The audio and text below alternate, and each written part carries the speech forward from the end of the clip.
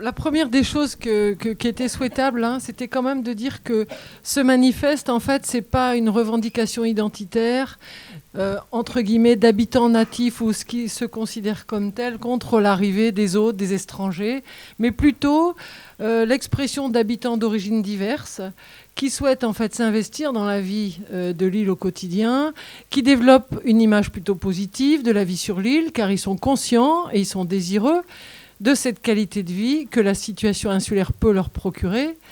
Et en fait, on voit bien qu'il y a une volonté de maintien d'une certaine forme de qualité qui soit équilibrée, qui soit épanouissante, qui soit solidaire, qui soit saine.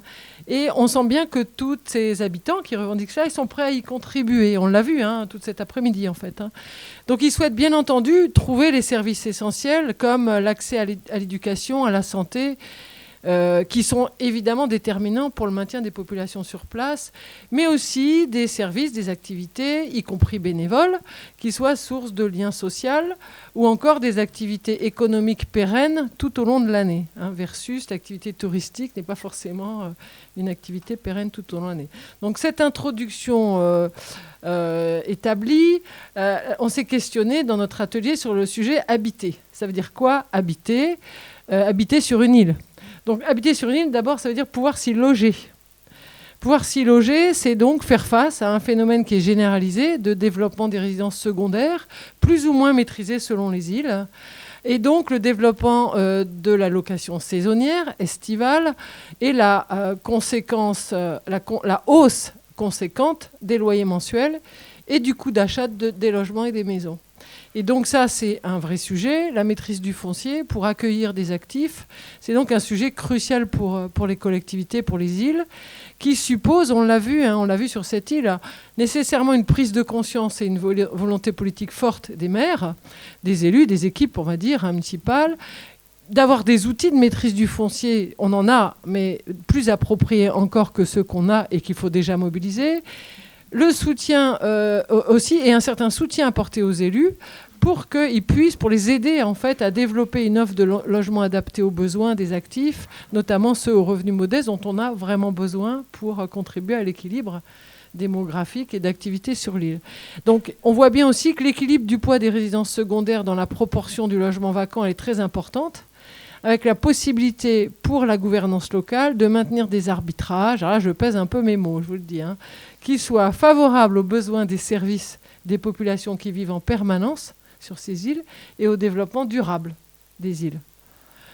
Donc habiter, ça veut dire quoi ? Ça veut dire aussi trouver sur ces îles des services essentiels, comme la santé, les services de santé, la réponse aux situations d'urgence, l'accès à l'école et au collège, voire pourquoi pas l'accès de façon plus générale à d'autres types d'études.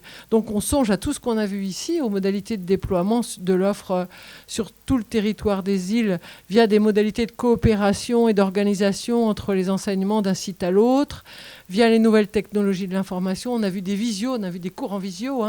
On n'a pas vu de e-formation, mais pourquoi pas après tout. Et puis on a vu aussi des nouvelles modalités d'organisation pour la santé entre les médecins qui ont mis en place des dispositifs que les élus souhaitent pouvoir accompagner et aider, si j'ai bien compris. Habiter sur les îles, c'est aussi pouvoir trouver une offre diversifiée pour la population au quotidien. Des plus petits aux plus âgés. Alors ça suppose pas mal de créativité, d'innovation, peut-être un peu de flexibilité aussi de la au niveau des pouvoirs publics, comme ce qu'on a vu hier toute la journée dans l'île, entre le centre de documentation des collèges qui s'est ouvert en bibliothèque et qui accueille des enfants pour des opérations, pour des activités périscolaires, donc au niveau des familles, toutes les associations qui développent des activités pour les personnes plus âgées, qui accueillent les plus petits. Bref, tout ce qui fait qu'en fait, on peut aussi maintenir les actifs sur le territoire parce que non seulement on répond aux besoins de leurs ascendants et descendants, mais aussi parce qu'on les soulage de cette responsabilité et qu'ils peuvent vaquer à leurs occupations tranquillement. Donc ça, c'est très important. La question de la maison des services publics qui permettent de réduire la fracture numérique et l'accès à toutes ces procédures automatisées qui deviennent le lot commun. Et donc cette réduction de fracture numérique, elle est essentielle sur les îles parce que sinon on augmente le non-accès aux services service public à toutes les personnes qui ne maîtrisent pas le numérique. Et enfin, pouvoir exercer une activité économique pérenne qui procure des emplois durables à l'année et limite la précarisation des emplois, notamment ceux, comme j'ai dit, qui sont liés aux activités estivales saisonnières. Alors pour finir sur qu'est-ce qu'habiter, on a dit c'est aussi pouvoir se nourrir et avoir de l'eau potable durablement. Et donc c'est forcément réfléchir à des questions qui ne sont peut-être pas encore aujourd'hui cruciales, mais qui sont bien dans la tête des élus, et qui pourraient effectivement, on pense à l'eau, devenir plus rares avec la question du changement climatique, hein, et donc auquel il faut songer. De même qu'il faut songer à une nécessaire transition pour plus d'autonomie alimentaire. Et ça donc invite à aussi s'interroger sur des modes d'activité agricole, piscicole, maraîchère, etc., liés aux ressources des îles, mais qui soient exercés de manière durable. Donc, on a fait à peu près le tour de ce que ça voulait dire habiter, je pense. Et donc, non, pas tout à fait. Peut-être encore une petite, encore un point. La question du bien vivre ensemble entre les habitants, les résidents épisodiques, les touristes d'un jour, tous ceux qui, au fond, traversent ce territoire et qui vont laisser un impact, une emprise, et qu'il faut responsabiliser aussi, tous ensemble, sur ce mieux vivre ensemble, ce qui veut dire aussi pour les élus, pour les décideurs, pouvoir réguler tout ça, réguler les usages des activités sur l'île, et ça veut dire aussi pouvoir réguler la fréquentation et donc les excès des fréquentations touristiques, etc. De façon à développer un tourisme plus raisonné, qui soit réparti sur l'année, qui contribue à des retombées économiques locales pérennes pour tous les occupants de l'île.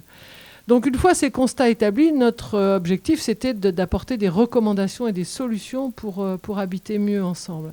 Donc la première des recommandations qui a été faite, je crois, c'est de faire reconnaître, de faire valoir la spécificité des îles, leur caractère insulaire et un certain nombre de réalités qui sont communes à toutes les îles et qui sont incontournables. Les faire reconnaître auprès des décideurs supranationaux et régionaux, ceux qui peuvent être des guichets d'entrée, mais aussi des points de blocage pour faciliter des réponses et des solutions innovantes. Donc il est essentiel que ces spécificités que je vais évoquer rapidement soient entendues pour qu'on trouve des solutions appropriées, viables, aux besoins de services collectifs qui sont légitimes de la part des populations. D'accord. On peut citer quelques-unes de ces réalités communes à toutes les îles. Les surcoûts d'approvisionnement en matériaux, surcoûts de construction, donc surcoûts des loyers qu'on a déjà évoqués qui résultent de l'isolement. Un coût du coût de la vie globalement plus élevé pour tous les insulaires, avec en contrepartie des rémunérations qui ne sont pas forcément à la hauteur de ce coût de vie, et donc inadaptées. Donc des solutions à trouver à ça. Et aussi des problématiques de nombre plus faible, nombre d'élèves par classe, nombre de personnes dans une population de classe d'âge par rapport aux maisons de retraite et tout.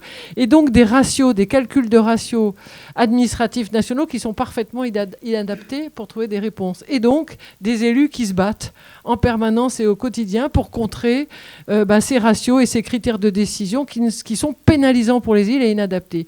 Donc ça, c'est un des sujets qui est faire reconnaître. Peut-être faire reconnaître en poussant, seconde recommandation, un projet de loi spécifique sur les îles qui permettrait de déroger à toutes ces choses qui sont des freins ou des empêchements à mettre au point des solutions adaptées par rapport aux problématiques qu'on a citées tout à l'heure. Donc, j'irai pas au-delà. La réflexion donc, sur cette question d'une loi spécifique pour les îles. Et donc, peut-être pousser un certain nombre de points plus précis. On sait qu'un sénateur, Jérôme Bignon, propose actuellement un projet de texte ou de loi pour que les élus aient la possibilité de mieux réguler sur des critères environnementaux le débarquement dans les transports privés l'été. On peut pousser ça pour maîtriser peut-être réfléchir peut-être proposer un atelier sur la question de la maîtrise du foncier, du logement, avec des experts qui permettraient de proposer des solutions qui ne soient pas contre-productives, c'est-à-dire des solutions qui soient efficaces et puis qui ne génèrent pas des tas d'effets pervers qu'on n'aurait pas vus parce qu'on ne connaîtrait pas suffisamment le sujet. Donc là, il y a une demande claire d'être accompagné dans cet atelier. Travailler le sujet de la revitalisation rurale, spécifique pour les îles, mais qui est aussi connu dans les territoires de montagne, peut-être en s'inspirant d'un certain nombre de mesures, de dispositifs comme ceux de la Corse et de la Guyane. On a déjà parlé de la promotion au niveau des îles, des associations de médecins, des organisations appropriées. Et pour finir, je dirais que au-delà des activités durables qu'on a déjà évoquées sur la base des ressources, au-delà de la qualité exceptionnelle du leadership des élus, qui est remarquable, mais qui est aussi, on le voit bien, indispensable pour la survie et la durabilité de ces îles, et qui montre un peu la fragilité de tout cela.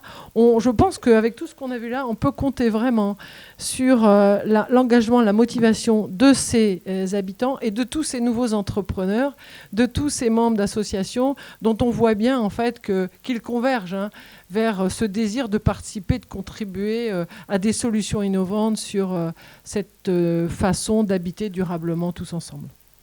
Merci.